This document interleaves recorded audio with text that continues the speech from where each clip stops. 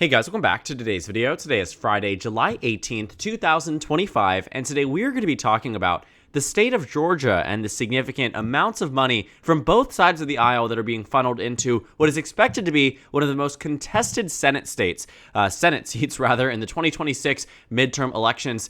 You might have known that Jon Ossoff has raised a lot of money. A bunch of recent reporting shows that he has raised the most amount of money for any congressional candidate running for re-election in the 2026 year. That includes any sitting United States senator, any member of Congress on the House side. And so what that means is that Jon Ossoff is going into this race with a huge financial advantage. Now, on the flip side, looking at the amount of money that Ossoff has raised, it has also raised the worry signs for the Republican Party. They are announcing a $5 million ad blitz against Jon Ossoff in the state of Georgia over the coming months as he gets into the general election season. Now, the interesting thing about the Georgia Senate race is that there is no clear frontrunner on the Republican side. The race has been pretty much left up in the air after Governor Brian Kemp announced that he would not be seeking the Senate run, likely in anticipation that he might be running for president, but neither here nor there. We're looking at a Senate race that doesn't really have a Republican who can stand to go toe-to-toe with Jon Ossoff.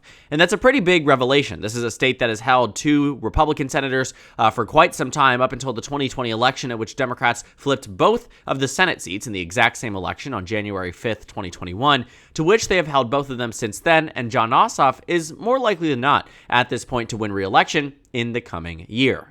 Now, the Republican primary right now has two main candidates, Buddy Carter, a U.S. representative from Georgia's 1st District, and John King, the current Georgia Insurance Commissioner. Now, there is another candidate who's expected to make major headway. That is Mike Collins, U.S. representative from Georgia's 10th District. And the rest of these candidates here that have publicly expressed interest, chances are that if Mike Collins enters into the race, it will more likely than not be a three-way race rather than a two-way race as it stands right now. But like I said, no clear frontrunner on the Republican side, and Jon Ossoff maintains this advantage largely because he is raking in tons and tons of cash. Now, Jon Ossoff is no secret that back in 2020, Jon Ossoff knew how to raise money in the state of Georgia. In that election cycle, he out-fundraised his counterpart, Raphael Warnock, who was running in the Georgia Senate special election, to which Ossoff raised about $153 million in that race. On the side for Raphael Warnock, about $7 million less, but ultimately speaking, Warnock at 145, Ossoff at 153, just huge amounts of money funneled into this race. It shows that Ossoff knows how to fundraise. I mean, this is incomprehensible, $153 million, but obviously it paid off. He was going against a candidate, David Perdue, who actually had a huge stake in Dollar General and a major corporation and had a lot of money to self-fund his campaign, on top of the fact that he was raising significant tons of money, raised about $102 million across all investments in this race here. Jon Ossoff, though, raising $153 million again shows he is no stranger to being able to rake all this money in. And so we're seeing it. Back in April, there was a record-breaking headline from Politico that Ossoff had raised $11 million for his Senate re-election. Now, this was April 7th. This was just months after Donald Trump had been inaugurated. This was at the time a lot of Democrats were feeling demoralized, and yet Ossoff maintained an oppositional strategy to the GOP that made him popular, made voters like him, and made them want to invest in him early on in Donald Trump's second term. And now, 3 months later, the quarter two fundraising haul shows that he's just $1 million short of breaking yet again another record for the most amount of money raised this early on for a Senate reelect in United States history. I mean, it is really incomprehensible to see this amount of money going in this early on. And again, speaks to that point about why this race is already so favorable towards Jon Ossoff. He has raised $41 million in this race so far. $41 million with $15 million cash on hand. Contrast that with any other Republican who has entered into the race, arguably for similar amounts of time. Buddy Carter, who's only been able to get $3.5 million. You don't even have a finance report from John King. Chances are he's not even raising that much money. And so looking at the Republican primary, too, in terms of who's leading, well, there really isn't anyone who's taking it away. At the time that Ossoff was raking in tons of money, there was a bit of speculation around whether or not Marjorie Taylor Greene would decide to run for Senate. Now, she ultimately decided that she wouldn't, and she said adamantly, I would defeat Jon Ossoff, but we all know that isn't true, and we all know she chose not to run because she would have lost that race probably by 10 to 15 points. Well, knowing Georgia, probably 7 to 8 points, but still massive margin off a state that Donald Trump won in 2024 and 2016. But the point is that in this GOP primary, again, I can't even come up with a Republican frontrunner that I could say definitively today, if I was to make a bet on it, which I don't, but to say I was, that this candidate would win. I don't have somebody like that. And that's actually bad news for the GOP. While Republicans are going to spend time infighting, Ossoff is full steam ahead and in a way that many other Senate Democrats just simply are not. When I think about who's up for re-election in 2026 or who is even running in 2026, I think about people like Mallory McMorrow in the state of Michigan, or Haley Stevens, also in the state of Michigan, right? Or Penny Flanagan in the state of Minnesota, or in Maine, potentially a Democrat, but also Chris Pappas in neighboring New Hampshire. There's a lot of Democrats out here who are running, certainly in competitive states, and absolutely states the Democrats will be investing in regardless of what these candidates decide to do with their money. But the point is that absolutely nobody is doing it like Jon Ossoff. And it speaks to the way that I think Ossoff has ran this campaign and ran his entirety of his persona in Georgia. That is the big reason why he's on track to win re-election. Looking at this race here, there are some candidates who could go up against Brian Kemp. It's not lost on me that Brian Kemp is saying, I don't want to run for Senate because he has future ambitions. But why do you care about a Senate race when there are future ambitions that you could actually benefit from being in D.C., right? If he was to win a Senate race, he could go and say, I've done the executive portion of the government. I served as governor, and I was a popular governor at that. Maintains his popularity, which is why he was a threat to Jon Ossoff. But also on the Senate side, too, it'd be this entirety of governing experience where he could make relationships with U.S. senators who could endorse him in primaries. He could build out a reputation for himself beyond where it stands in Georgia, being oppositional to Donald Trump. There were ways to do it. But if you want to know what I truly think about this race, one, I do think Brian Kemp will run for president. I don't think we're lost on that. What I do think, too, that wasn't really a discussed part of this is that the Senate race might have actually been that hurdle for Brian Kemp that he didn't think he was going to pass with flying colors.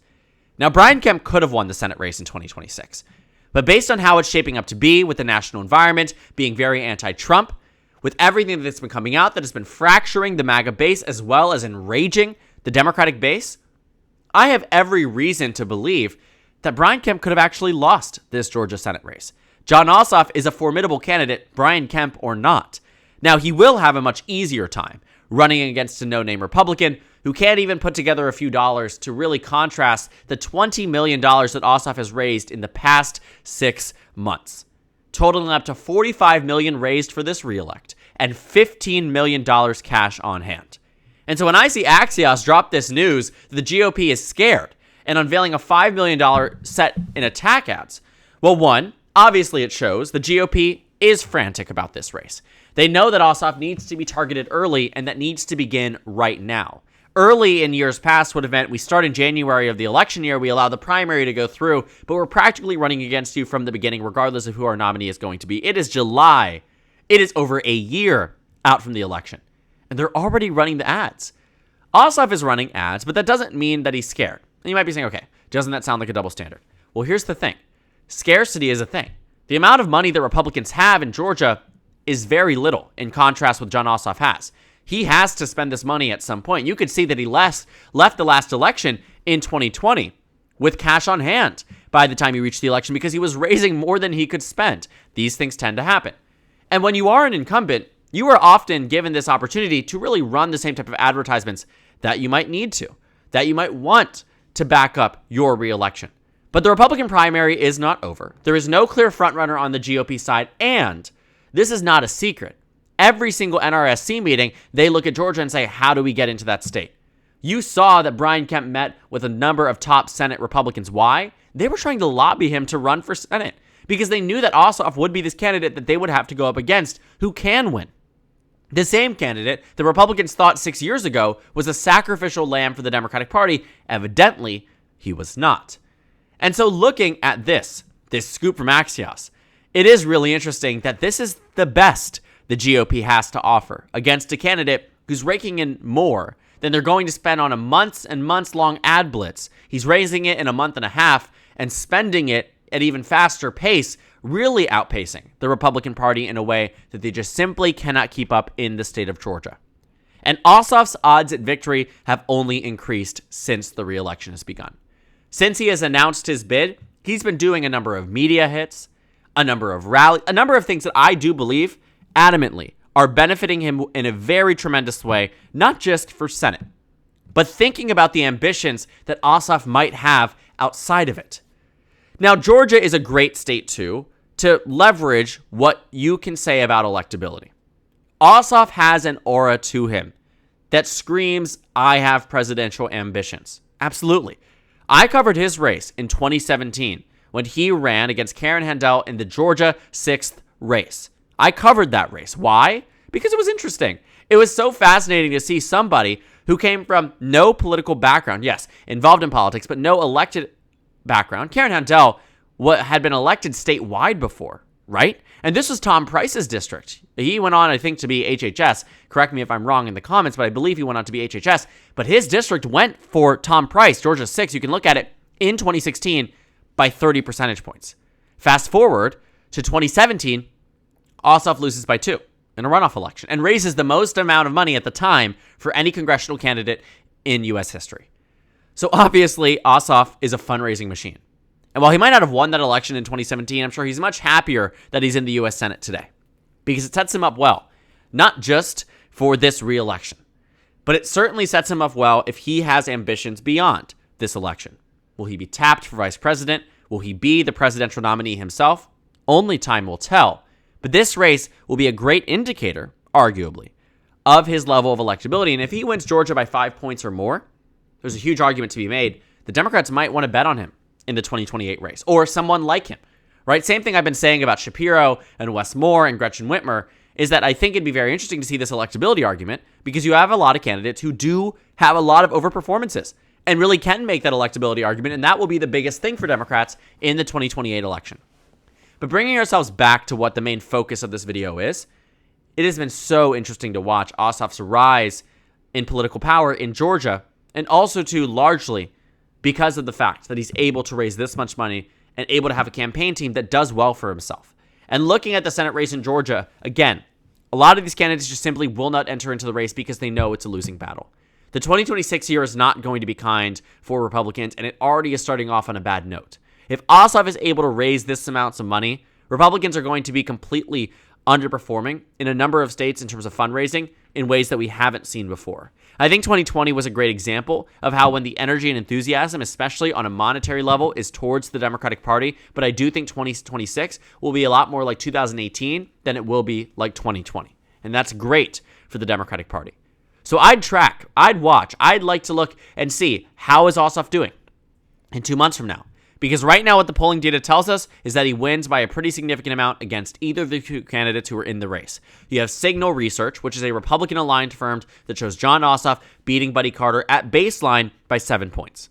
You have Signal Research, again, that same Republican-aligned firm, saying Jon Ossoff beats John King by 10 points at baseline. With 9 and 10% undecided respectively, it is reasonable to conclude that Ossoff would get a portion of those undecided voters, which already would put him winning above 50%. Avoiding a runoff, avoiding a December election, doing better than many people have expected. And as we've known for a while, it truly was only Brian Kemp who did this well against him in the hypothetical matchups. In the same poll from the Atlanta Journal-Constitution, we saw that Jon Ossoff was defeating John King, that insurance commissioner in Georgia. John King lost to Jon Ossoff in this poll by 13 points. Against Brian Kemp, Jon Ossoff is losing by 3. It's a 16-point difference amongst the same exact electorate. And if that doesn't capture why Ossoff and how Ossoff is doing so well, I don't know what will. Because it shows the true value of this electoral strength that I think is going to be on full display in the 2026 midterm elections. Because we're already seeing it. Fundraising is one thing. Outspending your opponent is one thing.